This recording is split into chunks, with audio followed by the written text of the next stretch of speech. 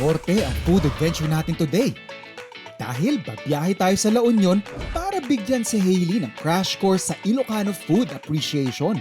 Never tried. Kambing. Let's go! Hindi masyadong na-appreciate yung tapang. Papaamoy ko lang dapat sa'yo. You will go loco sa mga signature dishes ng mga Iloco na ihahanda natin using the freshest ingredients. Yung kaibigan namin, nagluto siya ng Ilocanong tinola. So na-curious lang ako, anong meron dito sa Ilocanong tinola na to? If there's any one dish na lagi kong ginagamit para ma-entice or introduce yung mga non-Ilocano friends ko or acquaintances, ito yon, dinakdakan. At ma-experience natin ang pagiging cozy at artsy while enjoying coffee. This is a typical candy na mabibili mo nung panahon namin. This is called balikutsa. Tara! Sama na sa food trip natin kung saan mapapasabi kang ILU-LU. Dale.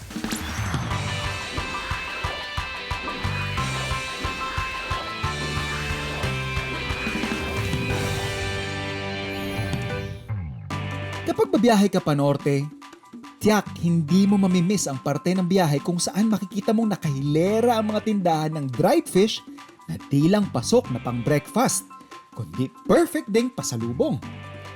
Diyan, sikat ang bayan ng Santo Tomas. At dito ko unang pina-experience kay Hailey ang charm ng La Union.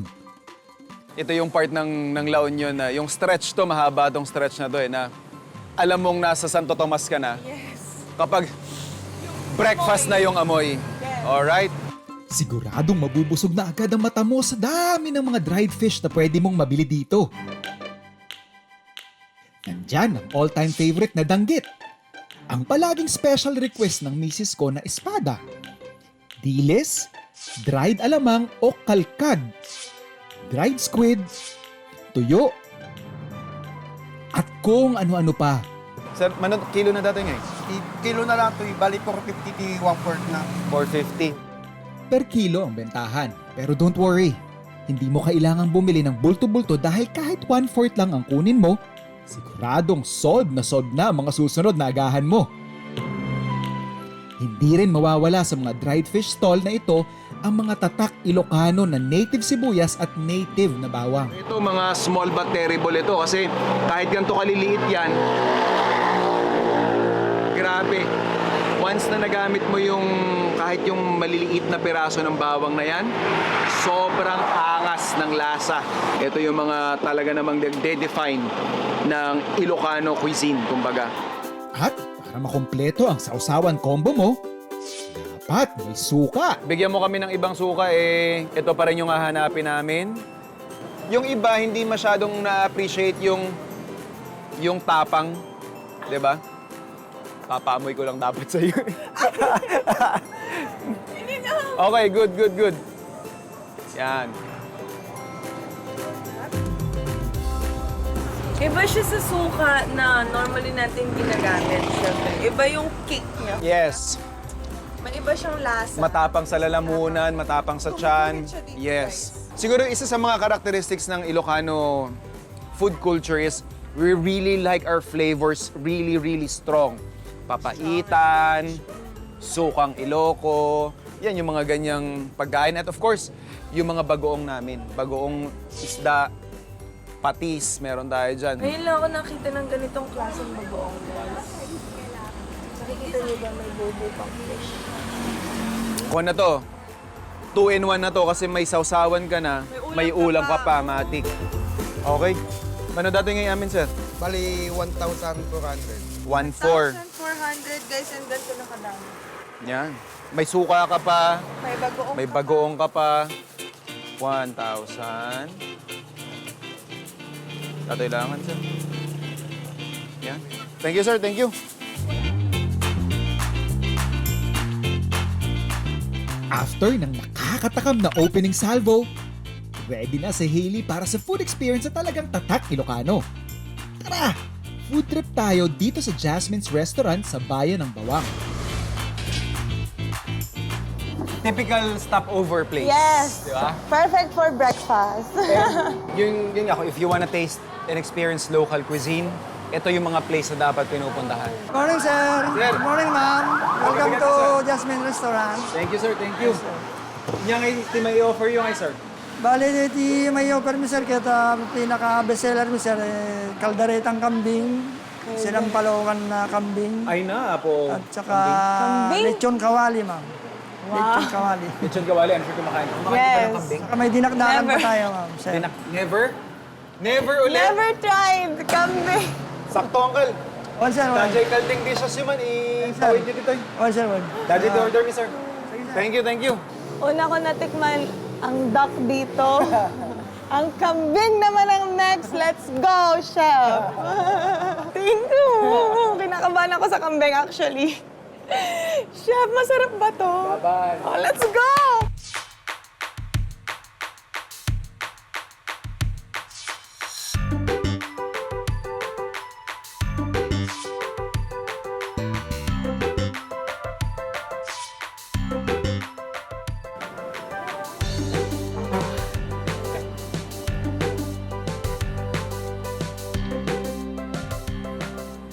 Mmm!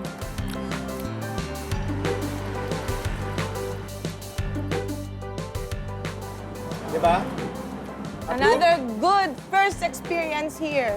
We have this weird, parang longing for strong flavors.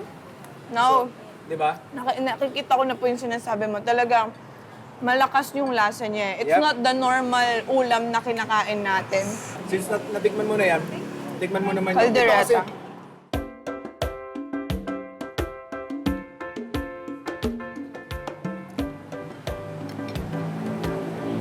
Familiar ako sa taste ng caldereta pero meron siyang ibang lasa. Hindi siya yung typical caldereta, guys. This is dinakdakan. I'm sure familiar ka rin dito. Maraming pagkakahawig to sa sisig. Banghang? Okay, my favorite dish. Strong, super strong. The onion, Yep. the meat, yung insides, ang sarap, Yeah. guys. Wow. Ilocano cuisine is not as popular as other, like Kapampangan, Ilonggo. Kasi yung flavors namin, talagang, It's not for everyone. lalo-lalo na pag in-order mo lang siya nang wala nag-explain sa'yo ng ganito, you might be off doon sa flavors. Nice, right?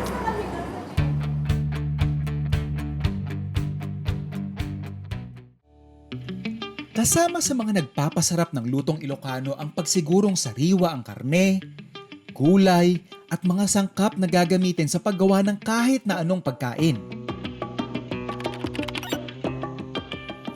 Isa ang Ibits Farm sa San Fernando, La Union sa mga institusyon na tumutulong para masigurong may mapagkukunan ang ating mga kababayan ng mga sariwang sangkap na ito.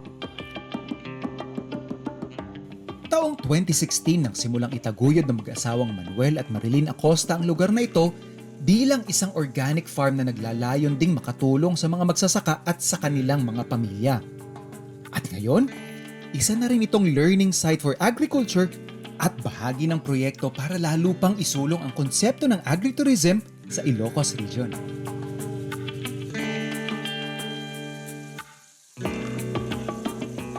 Gamit ang mga fresh produce na nakuha ko sa Ibits Farm at bilang mukhang nagustuhan ni Hailey ang natikman niyang dinakdakan sa Jasmine's Restaurant, naisipan ko rin gumawa ng sarili kong version ng Ilocano classic dish na ito.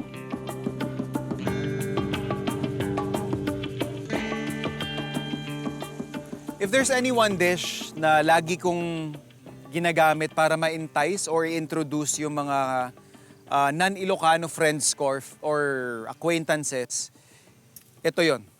Dinakdakan, yung lagi ko talagang pinatitikim. For me, it's one of those signature Ilocandia or upland dishes na truly represents yung culture natin. So basically, dinakdakan is hawig sa sisig.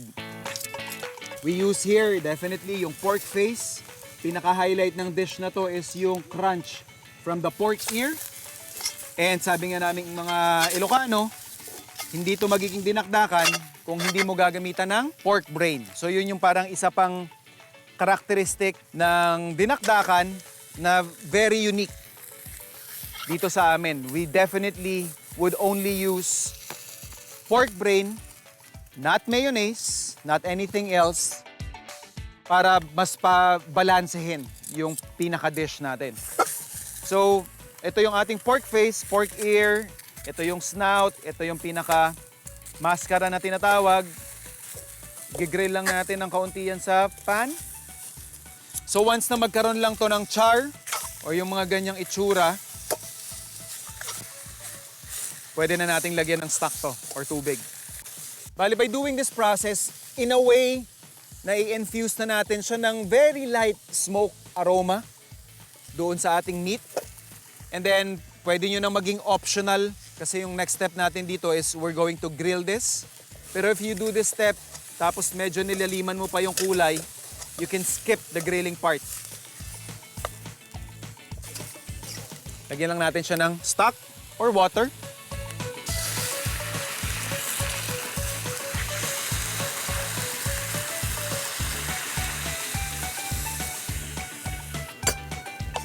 Just add some aromatics.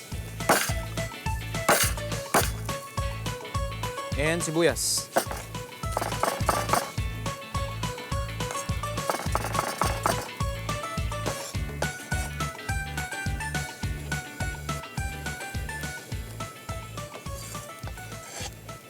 Siyempre, laurel.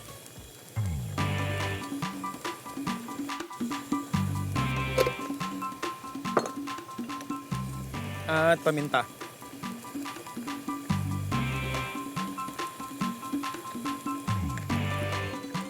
And then finally, we'll season it with some fish sauce.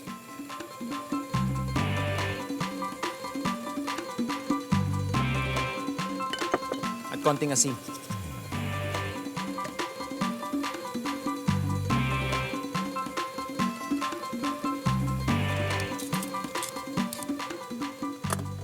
So basically, lulutuin lang natin to hanggang malambot or makakagat mo siya. It's my own preference na ayoko siya ng fork tender, yung naglalasog-lasog. Gusto ko yung medyo may bite pa siya ng kaunti. And another practical reason for that is kung sakaling igigrill mo man siya, yun nga, hindi siya magugutay-gutay. And another advantage of doing dinakdakan is you can actually prepare it in advance. So after mo siyang pakuluan, pwede mo siyang i-finish by just adding in or titimplahan siya ng mga kailangan mong itimpla. But definitely yung pagpapalambot part, pwede mo yan gawin days before yung event mo or yung kung kailan mo gusto siyang ihain sa iyong mga bisita.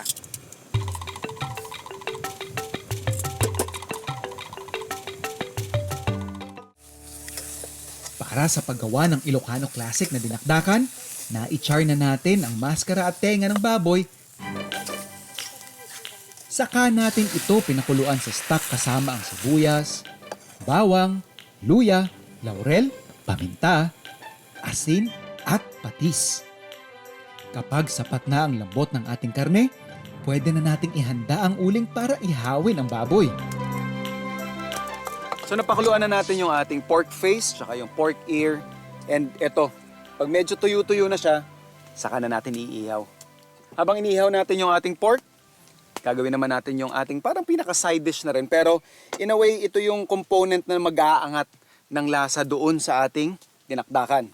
Yung ating pork brain sauce. So ito yung ating pork broth kanina.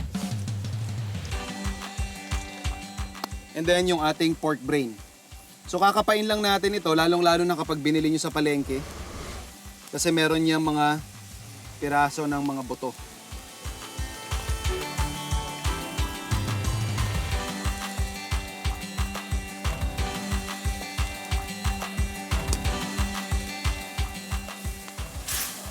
Imamash lang natin yan hanggang sa maging sauce consistency.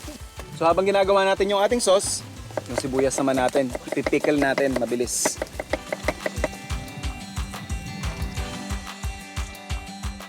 So meron tayong calamansi juice dito. Yan. Salt, sugar, at maraming paminta.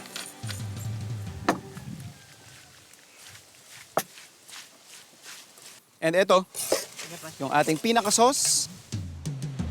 Lalagyan lang natin yan ng paminta at yung tinira nating calamansi juice.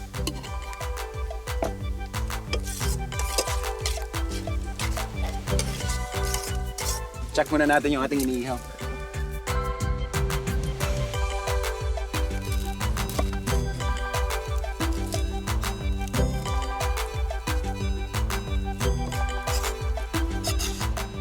So ready na yung ating pork, ready na rin yung ating brain sauce, tsaka yung ating sibuyas. Pwede na natin paghaluin.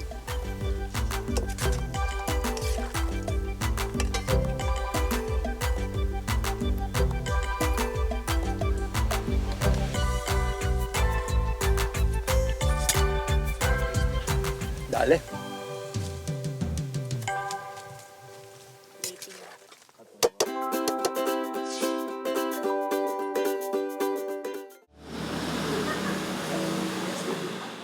Trip mo bang sabayan ng experience na artsy ang iyong paboritong coffee?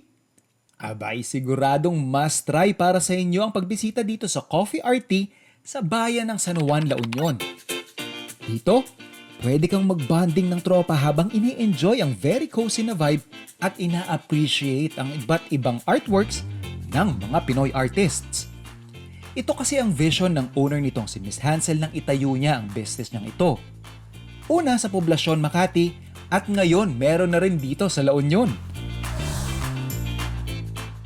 It's actually a small art gallery concept. The reason why I chose my concept to be an art gallery kasi parang I'm expressing myself. Medyo gala kasi ako. I always love learning new things. I decided to make it an art gallery para at least every month we change the concept. Yes. Every month we support different group of artists. Yeah. Masasabi kong maging si Miss Hansel, isa ring artist na maituturing. At ipinapakita niya yan sa mga all-original recipes ng kapeng siniserve niya sa Coffee RT. Growing up kasi, nakikita ko ang lola ko, ang mother ko, ang father ko, na talagang they cook food from scratch because my father is Ilocano and my mother naman is Kapampangan. Locally sourced ang mga coffee beans at karamihan sa mga elemento ng drinks niya, gawang Pinoy and made from scratch din. At siguradong matitikman mo yan sa mga house specialties nila gaya na lang ng horchata manchado.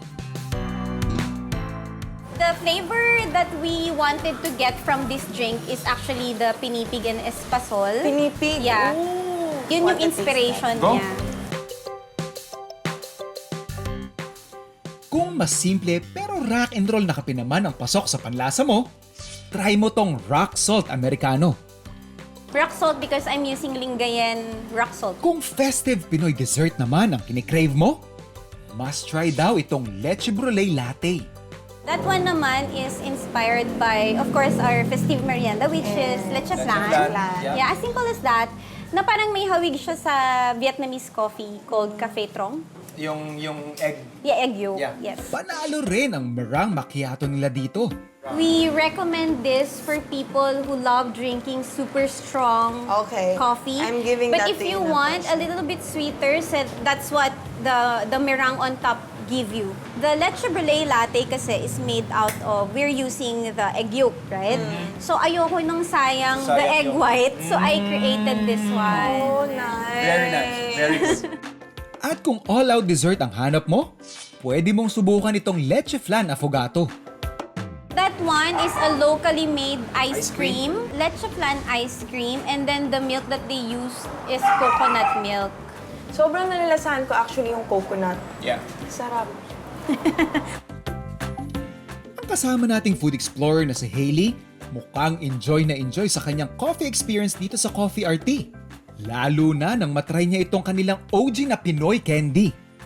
This is a typical candy na mabibili mo nung panahon namin.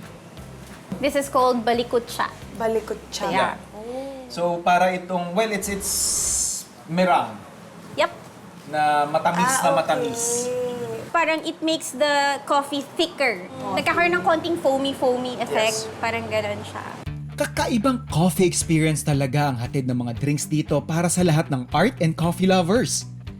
At kung di mo pa natatry dito sa Coffee RT dito sa San Juan, La Union, where have you been?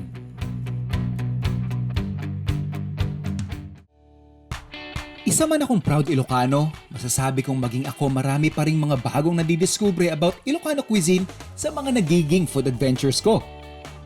Siyempre, nandyan ang makita ang pagkakahawig ng ilang dishes sa ibang probinsya sa mga pagkaing tatak Ilocano, kaya ng sisig ng Kapampangan at ang aming dinakdakan. Minsan na rin akong na-surprise na ang gulay dish na bulanglang na kinalakihan ko, sinigang sa bayabas pala pagdating sa Tarlac. Pero ang isa sa mga di ko makakalimutan ay nung malaman kong may Ilocano version pala ng isang putahing kilala nating lahat.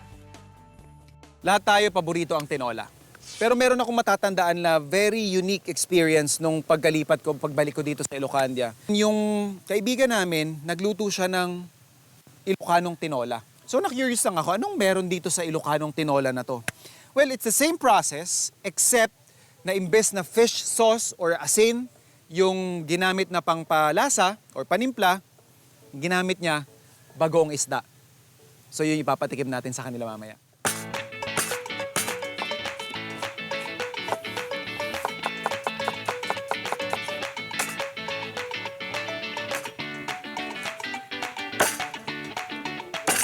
Painit lang natin yung ating pan. Lagay ng oil.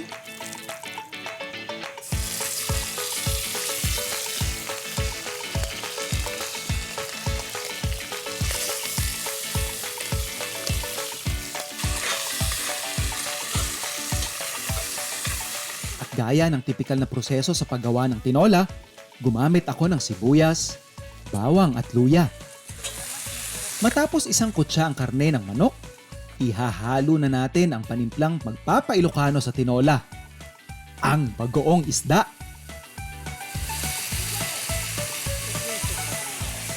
Dagdagan ng stock para sa sabaw. At pakuluan ng ilang minuto hanggang sa halos luto na ang manok. For this dish, gumamit tayo ng mga freshly harvested na papaya. Pero kung mas trip mo ang sayote, syempre, pwedeng-pwede yan.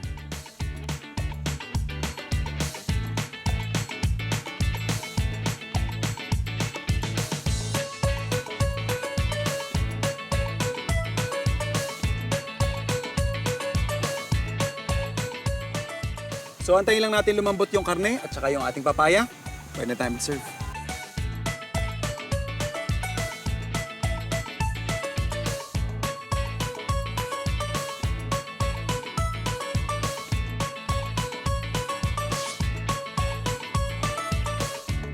Kaplan, dali. Sige yun, sir. Saya. Bilang isang kusinero, masaya ako tuwing naibibida ko ang mga pagkaing malapit sa puso ko. Lagi akong nagpapasalamat sa pagkakataong maibahagi ang mga putahe at panlasang kinalakihan ko at nagmulat sa akin sa malawak na mundo ng pagkain at pagluluto. At syempre, natutuwa ako na patuloy pa rin akong natututo sa mga bagong putaheng maaari ko pang maipagmalaki bilang isang Ilocano. Kaya palagi akong excited sa mga susunod ko pang matutuklasan bilang isang food explorer.